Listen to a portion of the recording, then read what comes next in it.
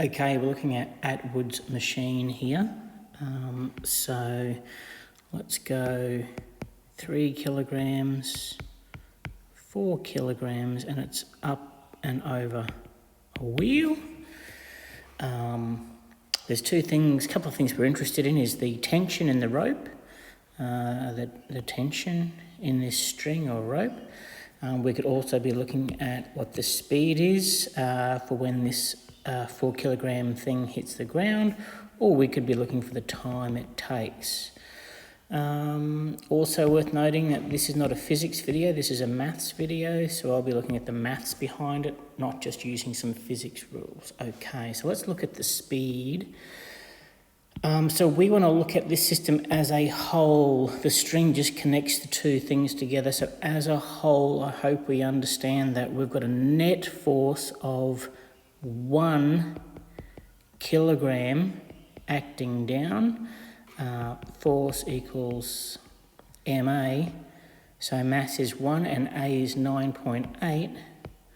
So let's just say our net force is, our weight vector is just G. Okay, so our net force is G. This force, the net force, is G. The mass of this whole system is 7, and our acceleration is what we're trying to find. Acceleration is G on 7.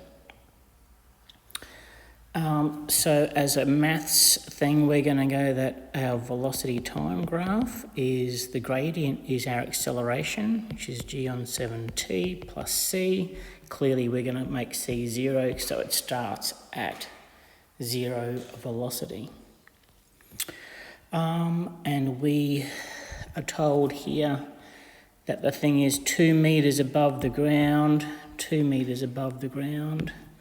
So I know that the integral of G on 7t dt is equal to 2 meters, and that's between 0 and, well, I don't really know how long it takes for it to hit the ground. That's what we're finding.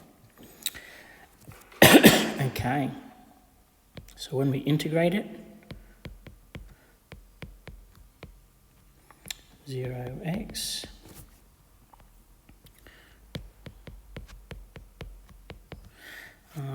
it is a minus 0 in there, equals 2, x equals whatever that is.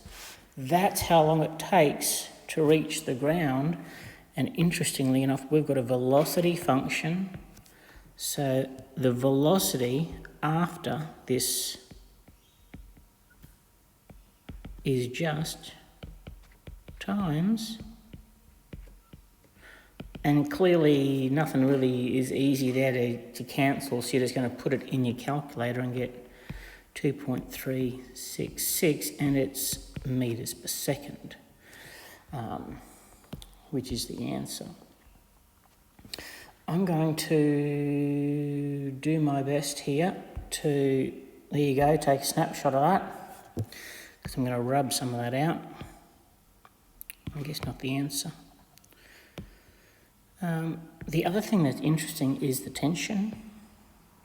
So all I want to do, I might do the tension in blue.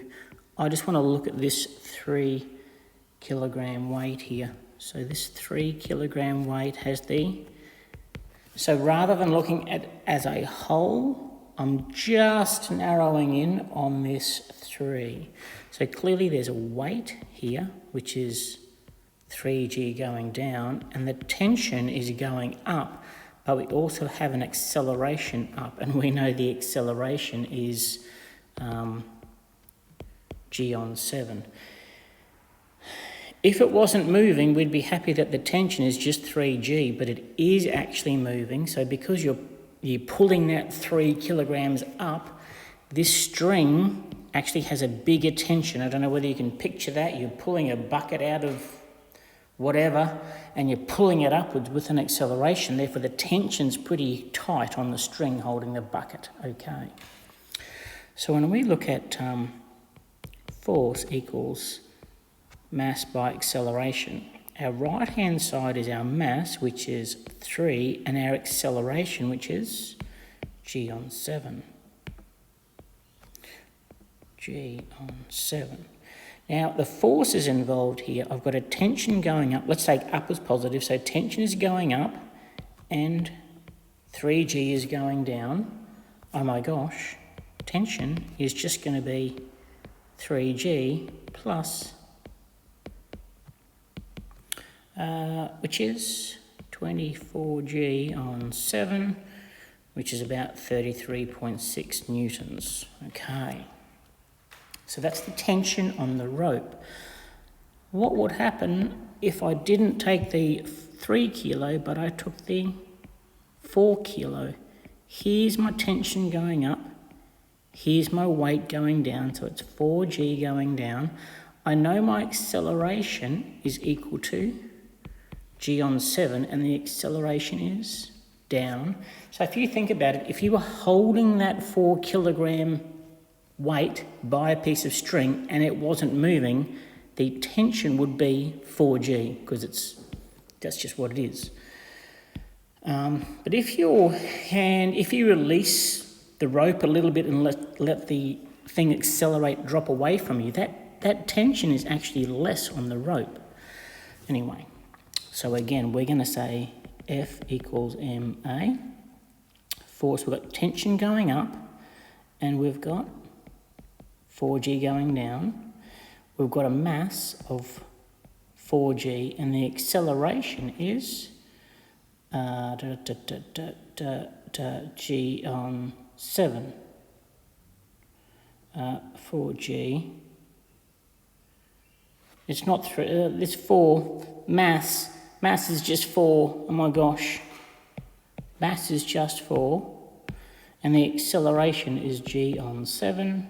Tension equals, and it's going down, so that's a minus.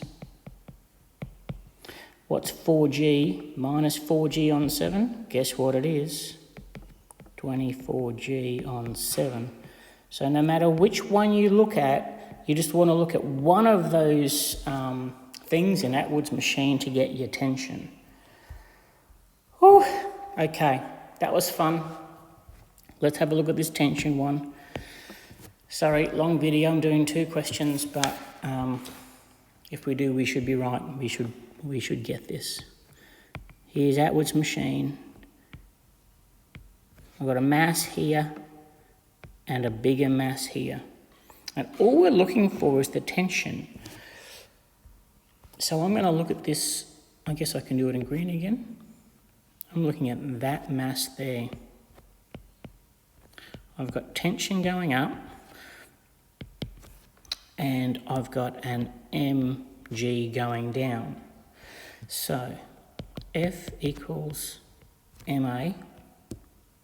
My net force is tension going up minus mg going down, and that equals mass by acceleration. Well, the mass of this thing here is just m, but what I don't know is the acceleration. I need to know the acceleration, because how quickly that thing's going up and down will affect what this tension is. So I've got to come back and work out what acceleration is happening in the system.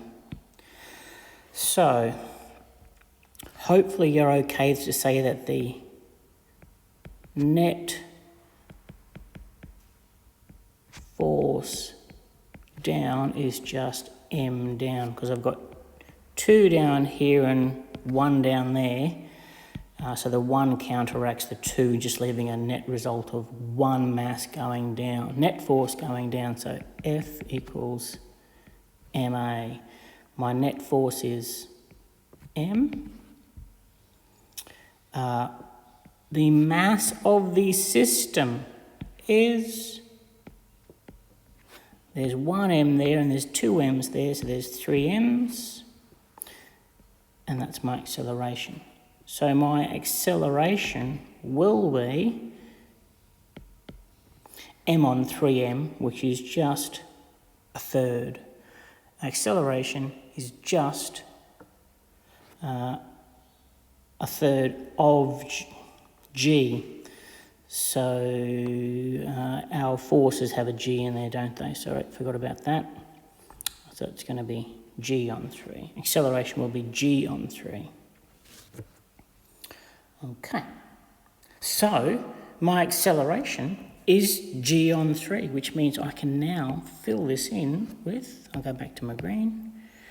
Just got to think about which way this is going. G on 3.